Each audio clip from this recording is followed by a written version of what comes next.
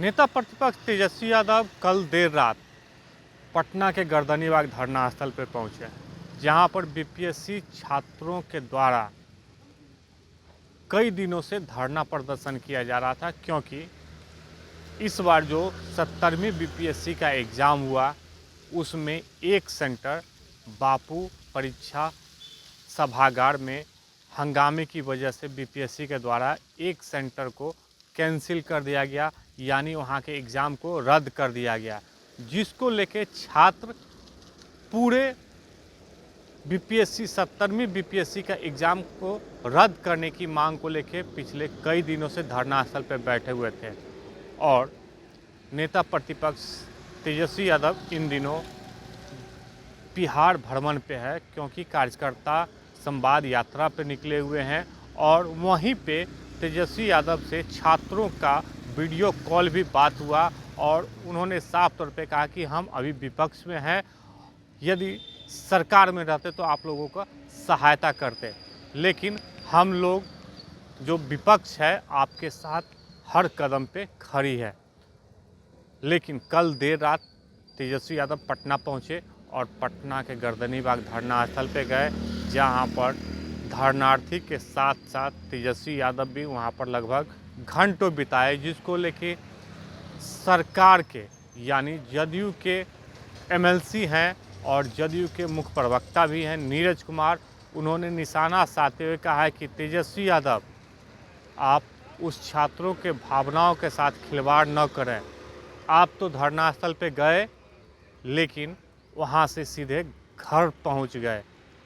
उस ठंड में, ठिठुरती ठंड में तेजस्वी यादव जो छात्रों को वहाँ पर छोड़ गए हैं, उनको यही सलाह दीजिए कि आप लोग एग्ज़ाम का डेट निकल गया है, एग्ज़ाम अच्छे तरीके से दें। क्या कुछ कर रहे हैं नीरज कुमार जो जदयू एमएलसी सह प्रवक्ता हैं, हम आपके उन बयानों को बता रहे हैं।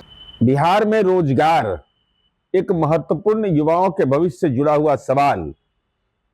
बीपीएससी जैसी संस्थाओं के नियमित संचालन के दायित्व के निर्वहन के क्रम में 70वीं बीपीएससी की परीक्षा हुई। 912 परीक्षा केंद्रों पर परीक्षा आयोजित की गई। केवल बापू परीक्षा परिसर में शिकायत आई, उसको संज्ञान में लिया गया। इसके अलावा पूरे बिहार में जो बच्चे परीक्षा दे रहे थे, वहां कहीं से कोई केंद्राधीक्षक के द्वारा या वहां जो भी परीक्षा से संबद्ध लोग थे या आम विद्यार्थियों के द्वारा कोई शिकायत दर्ज नहीं की गई। कभी तिथि बढ़ाने की बात, कभी नॉर्मलाइजेशन की बात, और संज्ञान में आने के बाद तुरंत बगैर देर किए 4 जनवरी 2025 को परीक्षा आयोजित करने का निर्णय भी ले लिया गया। आर्थिक अपराध इकाई ने ईमेल आईडी अपना जारी किया, व्हाट्सएप नंबर 8544288404। किसी को कोई शिकायत है तो वह दर्ज कर सकता है। लेकिन कभी तिथि बढ़ाने की बात, कभी नॉर्मलाइजेशन की बात करके छात्रों की भावना के साथ खिलवाड़ करना। और तेजस्वी यादव जी, आप तो कभी वीडियो कॉल और कभी वहां जाया करके आप सीधे अपने घर चले गए होंगे धरना स्थल के बाद। इस ठिठुरती ठंड में उन बच्चों के भविष्य के साथ कम से कम खिलवाड़ न करें। सकारात्मक सलाह दीजिए कि बच्चे परीक्षा में गंभीरता से परीक्षा देते हैं, मेहनत करते हैं, सफलीभूत होते हैं, उनमें अपनी उनकी भूमिका होती है। तो आपने सुना कि जदयू प्रवक्ता नीरज कुमार ने साफ तौर पे कहा है कि पूरे 912 सेंटर पे एग्ज़ाम लिया गया, लेकिन एक सेंटर जहां पर बापू सभागार परीक्षा हुआ था बीपीएससी के 70वीं, वहां पर हंगामे की वजह से बीपीएससी ने तुरंत उस एग्ज़ाम का फॉलोअप किया और हंगामे की वजह से उस सेंटर का परीक्षा को रद्द कर दिया गया। और जल्द ही 4 जनवरी 2025 को तिथि भी घोषित कर दी गई है। लेकिन जो धरनार्थी हैं, जो बीपीएससी का जो एग्ज़ाम दिए, वो कह रहे हैं कि पूरे एग्ज़ाम को कैंसिल किया जाए और फिर से एग्ज़ाम का डेट निकाला जाए।